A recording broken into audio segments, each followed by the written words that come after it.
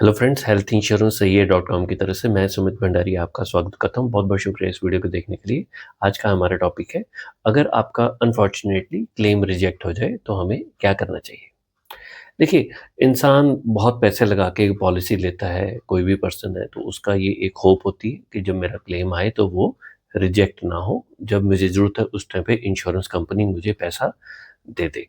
लेकिन जो इस टाइम पे हिंदुस्तान में जो डेटा चल रहा है वो है कि भई हर एक 5 में से 1 क्लेम रिजेक्ट होता ही होता है। तो अगर हम ओवरऑल अमाउंट की बात करेंगे, तो पिछले अगर हम 12 महीने के अंदर बात करेंगे, अप्रॉक्सिमेटली 40 से 50 हज़ार करोड़ रुपए के क्लेम रिजेक्ट हुए हैं। तो अगर हमारा क्लेम रिजेक्ट हो गया तो हमें क्या करना चाहिए? सबसे पहले जिस समय हमारा क्लेम रिजेक्ट हो गया, हमें पता लग गया तो 2 रीज़न में हो सकता है। या तो हम हॉस्पिटल के अंदर हैं या जब हम हॉस्पिटल में डिस्चार्ज होने के लिए बिल्कुल तैयार बैठे हैं कि भई अब हम जा रहे हैं और उस टाइम पे क्लेम रिजेक्ट हो जाए। एक चीज़ हमें अंडरस्टैंड करनी है कि जब हम हॉस्पिटल में एडमिट होते हैं, अगर वो कंपनी के ब्लैक लिस्ट हॉस्पिटल के अंदर है, तो मोस्ट लाइकली आपको क्लेम नहीं मिलेगा। तो आपको सबसे पहले ये जानना है कि भई मैं जिस हॉस्पिटल में जा रहा हूँ, वो ब्लैक लिस्ट के अंदर तो नहीं है। तो ये आप अपनी इंश्योरेंस कंपनी से या अपने एजेंट से पूछ के रखना है। ये पहली गलती से बचना है। अब हॉस्पिटल में गए और आपको क्लेम का अप्रूवल आ गया, तो ये क्लेम का अप्रूवल नहीं है, ये कैशलेस का अप्रूवल है। जब आप हॉस्पिटल से डिस्चार्ज हो रहे हैं, उस टाइम पे भी कंपनी इवैल्यूएट करके उस टाइम पे भी क्लेम को रिजेक्ट कर सकती है। मैं यहाँ पे रीफ्रेज़ करूँगा, कैशलेस रिजेक्ट करने का हक कंपनी के पास है, क्योंकि जो कैशलेस है ना, वो एक क्लाइंट का लीगल हक नहीं है। उसका कानूनी हक नहीं है कि भी उसको कैशलेस मिलेगा मिलेगा। क्लेम मिलना उसका हक है। तो अगर कंपनी को किसी भी लेवल के ऊपर ये लगता है कि भी इस क्लेम में कुछ गड़बड़ हुई है या क्लाइंट ने कुछ गड़बड़ की है या हॉस्पिटल में कुछ गड़बड़ की है, तो वो उस क्लेम को वो रिजेक्ट कर देते हैं। लेकिन जब वो कैशलेस रिजेक्शन का लेटर आता है, उस टाइम पे इंश्योरेंस कंपनी लिखती है कि हमने आपका कैशलेस रिजेक्ट किया है, आप उस टाइम के ऊपर अपना इलाज कराइए, पैसे दीजिए और उसके बाद आप हॉस्पिटल से निकल के हमारे को क्लेम रिइंबर्समेंट में डाल सकते हैं। तो कैशलेस रिजेक्शन का मतलब ये नहीं है कि आपका क्लेम खत्म हो गया है, इस गलती में नहीं रहना। सेकंडली, अगर आपको कैशलेस आपका रिजेक्ट हो गया है, तो उसके बाद भी आपके पास काफ़ी टाइम होता है कि आप उसको रीओपन करा के, रीअसेस करा के क्लेम को दोबारा भी डाल सकते हो। तो यहाँ पे क्या प्रॉब्लम आती है कि ज़्यादातर लोगों को ये नहीं पता होता उनकी पॉलिसी में क्या कवर है। अगर कवर है, सब कुछ उनको अच्छी नॉलेज भी है, तो जिस टाइम पे क्लेम रिजेक्ट हुआ, तो उनकी मेंटल स्टेट ऐसी नहीं होती कि वो अंडरस्टैंड कर सकें कि ये क्लेम रिजेक्ट किस रीज़न से हुआ है। तो कंपनी कई बार डबल मीनिंग वर्ड यूज़ कर लेती है कि भई हमें कुछ हल्का-सा सस्पिशियस लगा है या डाउटफुल है या ये क्लेम मिलना नहीं था या टर्म्स एंड कंडीशन के हिसाब से हमें समझ नहीं आ रहा। तो आप हमेशा कोशिश करिए, या तो आपके इन टच में कोई लॉयर हो या आप किसी इंश्योरेंस एक्सपर्ट के साथ इन टच रहिए।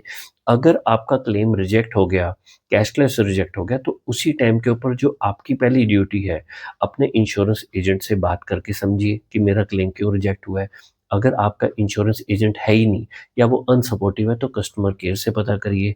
तो अंडरस्टैंड हमने वहाँ पे ये करना है कि कौन-सी टेक्निकल क्लॉज़ है, कि कौन-सी रीज़न है, उसको हमने समझना है। यहाँ पे आप हॉस्पिटल के जो डॉक्टर हैं, उनसे भी हेल्प ले सकते हो।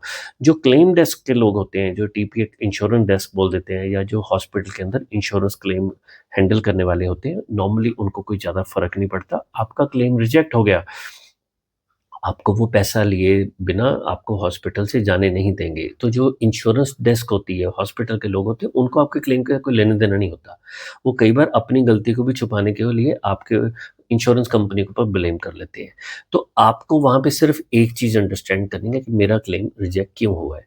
तो ये जानकारी आप कहाँ से ले सकते हैं? अपने हॉस्पिटल डॉक्टर से बात कर सकते हैं, या अपने इंश्योरेंस एजेंट से बात कर सकते हैं। अगर आपके घर के पास इंश्योरेंस कंपनी का ऑफ़िस है, वहाँ किसी को पूछ के वहाँ से राय ले सकते हैं। लोग हेल्पफुल होते हैं, बता देते हैं। इंश्योरेंस डेस्क के लोग नॉर्मली ज़्यादा हेल्पफुल नहीं होते हॉस्पिटल के, उनसे भी राय ले सकते हैं। आप किसी वकील से भी राय ले सकते हैं और आप किसी कंसल्टेंट से भी इन्फॉर्मेशन ले सकते हो। इस चीज़ को अंडरस्टैंड करिए, क्लेम को फाइट करने से पहले आपको उसकी टेक्निकल रीज़न पता होनी चाहिए। अगर वो किसी की मिस्टेक हुई है, अगर हॉस्पिटल की गलती हुई है तो आप उसी टाइम पे हॉस्पिटल में बैठे-बैठे भी क्लेम को रीअप्लाई कर सकते हो। आप 5 बार रीअप्लाई कर सकते हो। आपको कोई किसी तरह की कोई लिमिटेशन नहीं है। कोई चिंता की बात नहीं है। घबराना नहीं है उस टाइम के ऊपर, सिर्फ़ इसके ऊपर फ़ोकस करना है ठंडे दिमाग से कि मेरा क्लेम रिजेक्ट क्या क्यों हुआ है। अब सपोज़ कर लो आपको पता लग गया कि हॉस्पिटल ने गलती की है, तो आप हॉस्पिटल से बात करके उसको करेक्ट करके करा सकते हो। लेकिन आप करेक्ट तब कराओगे अगर आपको वो इवैल्यूएशन के बाद समझ आ जाता है कि रीज़न क्या है। तो जब भी अगर आपका कोई क्लेम आ रहा है तो अपना पहले एक थोड़ा-सा नेटवर्क क्रिएट कर लेना है। हॉस्पिटल में थोड़ा-सा लोगों से अच्छे से बात करो, हॉस्पिटल से डॉक्टर से अच्छे से बात कर सकते हो, अपने एजेंट के साथ अच्छे रिलेशन बना सकते हो। अब काफ़ी लोग क्या होते हैं इंश्योरेंस एजेंट से जैसी पॉलिसी कराते हैं उनसे कमीशन वापस ले लेते हैं। अब एजेंट को भी सर्वाइव करना होता है तो वो एजेंट दे देता है। तो अब देखो ना किसी ने अपना पेट काट के आपको दे दिया, उसने अपना कमीशन ही आपको दे दिया, आपसे ₹1 भी कमाया नहीं, तो वो आपकी हेल्प करेगा? तो कई बार क्या होता है कि फिर इसलिए कई बार एजेंट बात करने से कतराते हैं, आपका कई बार फ़ोन भी नहीं पिक करते। कई बार ऐसा होता है कि जब आप पॉलिसी बाय कर रहे हो, ये डिस्काउंट के चक्कर से ऐसे पर्सन से बाय कर लेते हो जो बेसिकली जिसको नॉलेज ही नहीं है, वो कॉम्पिटेंट नहीं है, अनप्रोफेशनल है। तो कई बार आप इंश्योरेंस पॉलिसी बाय करते हुए आप ऑनलाइन डायरेक्ट ले लेते हो कि भई मैं डायरेक्ट कंपनी से 5-10% का डिस्काउंट ले लेता हूँ, तो मेरा पैसा बच जाएगा। अरे भाई कल को वो क्लेम रिजेक्ट हो गया, आपको हॉस्पिटल ने बोला कि कैश जमा कराओ और कंपनी से आप बात करने की कोशिश कर रहे हो। अब इंश्योरेंस कंपनी ने ही आपका क्लेम रिजेक्ट किया है, तो उसका कस्टमर केयर आपकी हेल्प क्यों करेगा? तो जब आप कोई ऐसी जगह से पॉलिसी बाय कर लेते हो जहाँ पे बहुत ज़्यादा डिस्काउंट है, रिबेट मिल रही है या डायरेक्ट ऑनलाइन आपको मिल रहा है तो समझो कि आपको you are totally on your own. देखो इस चीज़ को बुरा नहीं मानना, जो चीज़ है, मैं इस चीज़ के लिए बदनाम हूँ कि भी मैं थोड़ी-सी जो कड़वी बात है मुँह के ऊपर बोल देता हूँ। अगर आप पैसा थोड़ा-सा 2-4 हज़ार रुपए बचाने के चक्कर में इस टाइप के डिस्काउंट में रहेंगे, तो तभी करिए अगर आपको उस चीज़ की नॉलेज है। यू नो तो क्योंकि क्लेम के टाइम पे ना क्या होता है हम लोग बड़ी तकलीफ के समय होते हैं, हमें समझ नहीं आ रहा होता कि भी ये हो क्या रहा है। तो इस चीज़ को अंडरस्टैंड करनी है कि उस टाइम पे हमारा सिर्फ़ एक टास्क है, अगर क्लेम रिजेक्ट हो किसी न किसी तरीके से उस रीज़न को आइडेंटिफ़ाई करने के लिए आपको गाइडेंस चाहिए और उस गाइडेंस के सोर्स के लिए आप पेड सर्विसेज़ भी ले सकते हैं। इंडिया में बहुत सारे लोग हैं जो पेड सर्विस देते हैं। ज़रूरी नहीं है कि कोई आपका क्लेम सेटल करा देगा, लेकिन अगर आपको वो इवैल्यूएशन हो जाती है कि इस वजह से क्लेम रिजेक्ट हुआ और वो वाजिब रीज़न नहीं है, तो आप फटाफट हैंडल करके क्लेम को सेटल करवा सकते हैं। बहुत ईज़ी होता है, इतना कोई मुश्किल नहीं होता, सिर्फ़ कम्युनिकेशन गैप को क्लियर करना होता है। तो अगर ये वीडियो आपको अच्छा लगा तो आप काइंडली हमें सजेशन दीजिए, किसी भी तरीके का आप अपना एक्सपीरियंस भी शेयर कर सकते हैं। इस वीडियो के नीचे कमेंट सेक्शन में अगर आप कुछ अपने कोई क्वेरी डालेंगे तो नेक्स्ट वीडियो हम उसी टॉपिक के ऊपर, उसी क्वेश्चन के ऊपर देंगे। मैं पिछले कुछ अराउंड 6 हफ्ते से I was on a break, relax किया, ज़िंदगी के मज़े लूटे और अब हम किसी न किसी तरीके से डेली या 1-2 दिन के अंदर नए-नए वीडियो डालेंगे। आप हमें इस सेक्शन कमेंट सेक्शन में बताते रहिए, वही वीडियो हम आपके लिए डालते रहेंगे। अच्छा लगे, अगर आप ये जानना चाहते हैं कि आपका क्लेम रिजेक्ट होने के बाद किस तरीके की प्रोसेस होती है, कंपनी आईआरडी के कैसे बात करनी होती है, ग्रीवेंस से कैसे बात करनी है, तो हमारी वेबसाइट पे जा सकते हैं healthinsurancesahiya.com, वहाँ पे आर्टिकल दिया हुआ है, पूरी नॉलेज आप वहाँ से गेन कर सकते हैं। मैं उसका जो लिंक है इस वीडियो के डिस्क्रिप्शन में भी डाल दूँगा।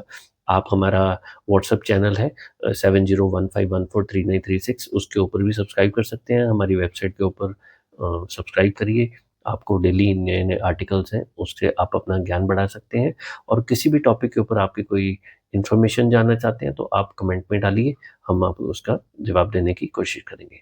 चलिए, आपने इस वीडियो को देखने के लिए समय निकाला, बहुत-बहुत शुक्रिया। जय जय श्री राधे।